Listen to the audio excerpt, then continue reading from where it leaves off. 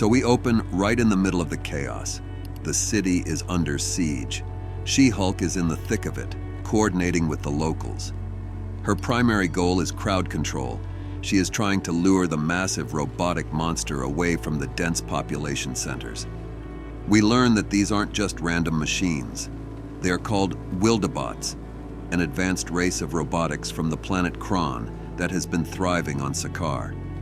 The situation turns tragic almost immediately. Despite efforts to move the fight, the destruction is too widespread. The giant mechanical foot of a Wildebot comes crashing down, crushing a citizen named Conrad. She-Hulk is devastated, noting that this isn't even the first time this man has died this week, hinting at the strange resurrection properties of Sakar. Still, the grief is palpable as she realizes the console has been crushed. While the city burns, we cut to the reaction of the self-proclaimed king, Corin Blackjaw. His response to the crisis reveals his true nature. His advisors and guards suggest gathering arms to pursue the Wildebot and prevent more deaths. Corin screams, "No." He brutally reminds his royal guard of their place in the hierarchy. He is the king, and their only job is to protect him, not the civilians. His advisor, a blue-skinned alien, tries to reason with him, suggesting that a king should be a protector of his people. Corin snaps back with a harsh political reality check. He has noticed that the people are cheering for Quade, the gladiator blacksmith, treating him like a Hulk-like savior. Corin decides that if the people love the challenger so much, he will let them suffer. He abandons his subjects to the slaughter. In sharp contrast to Corin's retreat, we see the heroes step up. Corin's forces withdraw, leaving the civilians to die, but She-Hulk and Quade hold the line. A member of the Thousand Eyes clan is perched atop the Wildebot, calmly overseeing the destruction. Down on the street, She-Hulk instructs Quade to hold her sword. They work in tandem to hold back the mechanical beast. As they fight, we hear Jennifer's internal narration. She marks the time. It has been 19 days since the Hulk left her there.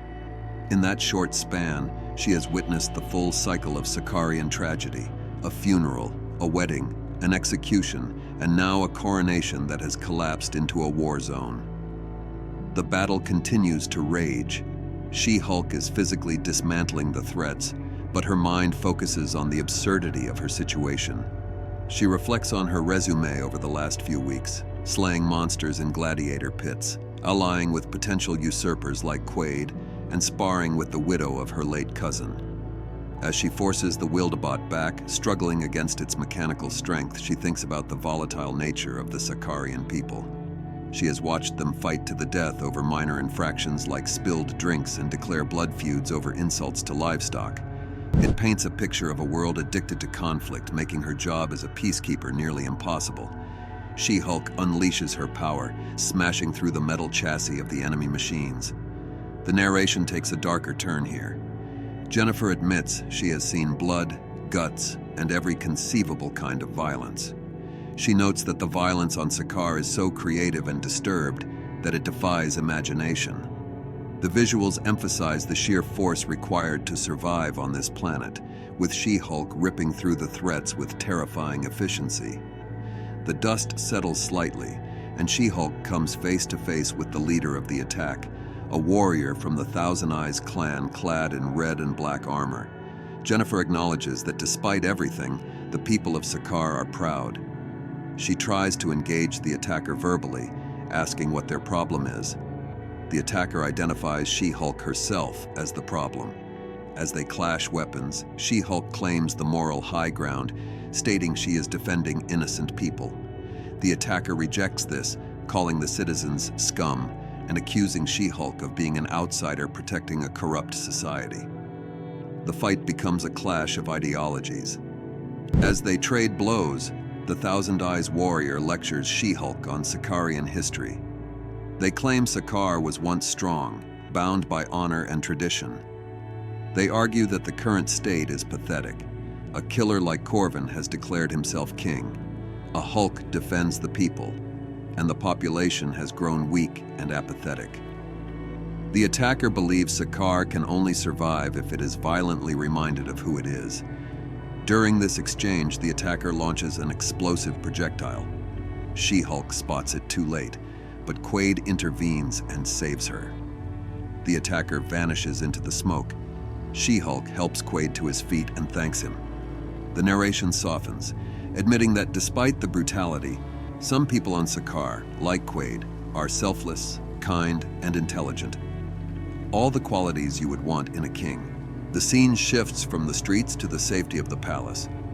Corin Blackjaw stands at a window, brooding. He is haunted by his hesitation during the attack. He feels he failed to act decisively against the Thousand Eyes. His gaze drifts to his deceased bride, Mirren, as he reaffirms his promise to find her killer and bring a violent end to anyone who helped them. He swears he will not be distracted again. His brooding is interrupted by Lord Quaid, a bloated insect-like advisor. Quaid enters, insisting they must discuss the events of the ceremony and the insolence of Quaid, the Thousand Eyes, and She-Hulk. Corin turns on him, sword in hand, ready to release his anger. Corin is furious that Quaid questioned him earlier. He presses a sword to Quaid's throat, stating that if he were anyone else, he would have been executed on the spot for insolence. Corin demands one good reason not to kill him right now. Terrified, Lord Quaid plays his final card. He stammers that he knows who killed Mirren.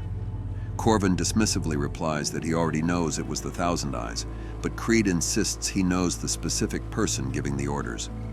Corin screams at him to reveal the name, pushing the blade closer until Quaid finally gasps out the name: Quaid. Quaid presents his evidence. He produces the knife used to kill Mirren. He points out the markings on the blade, identifying it as the work of a blacksmith, specifically a piece forged by Quaid. Corin immediately spins a conspiracy theory. He claims Quaid wants to be king, which is why he challenged him. He convinces himself that the gladiators are actually the Thousand Eyes, and that Quaid is their master. According to Corin, the Wildebot attack was nothing but a show, carefully orchestrated by Quaid so he could play the hero and win the love of the people. Corin buys into this story instantly and orders them all killed. Quaid, however, suggests a different approach and asks Corin to hear him out.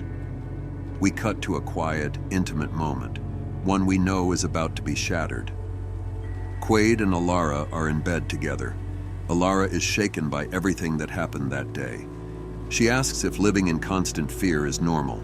She is terrified of the political target now on Quaid's back after he challenged Corin and fought the Wildebots.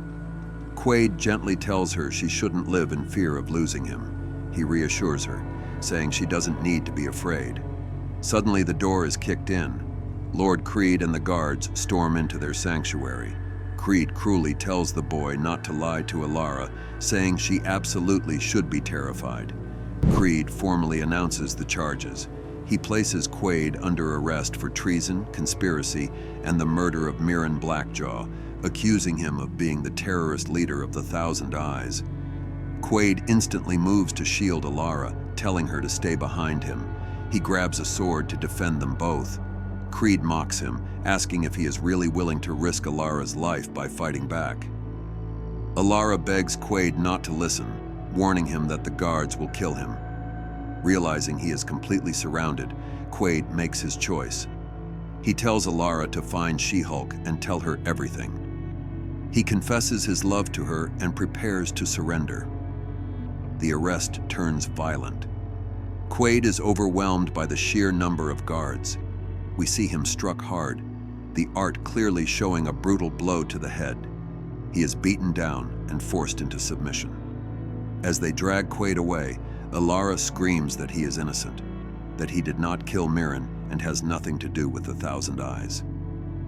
Lord Quaid watches her suffering with twisted pleasure and delivers one final insult. He tells Alara he is glad her mother is not alive to see her like this. It is a moment of pure tyranny. We see Quaid's guards arresting and killing others as well. The narration shifts back to She-Hulk's internal monologue, layered over images of guards rounding up gladiators and setting structures on fire. Jennifer reflects on her first year of law school and a paper she wrote about the definition of law. She asks herself difficult questions. Is law about order and keeping the peace? Is it about power, a tool used by the state to control people? Or is law about justice, fairness, and morality? As she thinks, the flames of persecution rise across the city as Corvin's regime cracks down on what it sees as rebellion. It is now day 20. She-Hulk jolts awake in her quarters. She finishes the thought from the previous page, noting that she wrote her paper about justice. Jennifer remembers how her professor called her naive for believing in justice. She insists she is not blind to the injustice built into legal systems, but she believes law without morality is never neutral. Her room is suddenly invaded by a terrified figure. It is Ilara. Jennifer is confused and asks, "Who are you?" Ilara, breathless and panicked, cries out for She-Hulk. Jennifer's internal monologue concludes with a final thought. Law without morality invites tyranny. She turns her full attention to Ilara, who is begging for help. Jennifer recognizes her and asks what is wrong. Ilara explains that they took Quaid and that they are going to kill him. She explains the charges. Rowan Creed and Corvin Blackjaw are claiming Quaid is the leader of the Thousand Eyes and the murderer of Mirren. Jennifer immediately knows this cannot be true. She says it is not possible because she was physically with Quaid when the Thousand Eyes attacked the day before.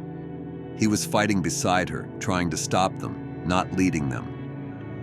The emotional weight hits hard. Ilara breaks down, sobbing that she loves Quaid and that she would die if anything happened to him. She-Hulk pulls her close, holding the smaller woman and comforting her. Jennifer shifts into hero mode. She tells Ilara there must be some kind of mistake and that she will go speak to Corvin immediately. She makes a solemn promise to Ilara. "I won't let anything happen to you or Quaid. I promise." The words set the stage for a diplomatic confrontation that we already know is going to fail. We cut to the throne room. Corvin and Lord Creed are waiting. Creed remarks that She-Hulk should have arrived by now, since Ilara ran to her earlier that morning. Corvin is uneasy, but Creed reassures him. Their asset is already here and will handle the She-Hulk problem, leaving Quaid entirely in their hands. Suddenly, the doors explode open. She-Hulk storms in, demanding to know where Quaid is. She asserts her legal knowledge, shouting that they cannot detain a man without cause. Corvin lounges arrogantly on his throne and fires back that he can do whatever he wants. Still, he claims he does have cause. The confrontation turns heated. Corvin insists he has evidence proving Quaid murdered Mirren. She-Hulk shouts him down, telling him Quaid did not do it and that whatever Rowan Creed told him is a lie. Corvin then reveals he has been studying her. He says he knows exactly who she is, a solicitor, an attorney devoted to using the laws of Earth. Because of that, he decided to play this her way. He announces that there will be a trial to decide whether Quaid lives or dies. Then comes the twist. He appoints She-Hulk as Quaid's defense attorney. Jennifer is left stunned, realizing her professor may have been right about the law never truly being just. The issue ends with a massive reveal. Corvin continues, "If She-Hulk is the defense, then there must be a prosecutor." He references her past, noting that she never had to face trial against her super cosmic-powered ex-boyfriend on a planet 3 billion light-years from Earth. A figure floats into the room. It is Jack of Hearts. He glows with cosmic energy, powerful and dangerous. He is introduced as the prosecution. She-Hulk looks up at him in shock and whispers his name, Jack. As the issue comes to an end,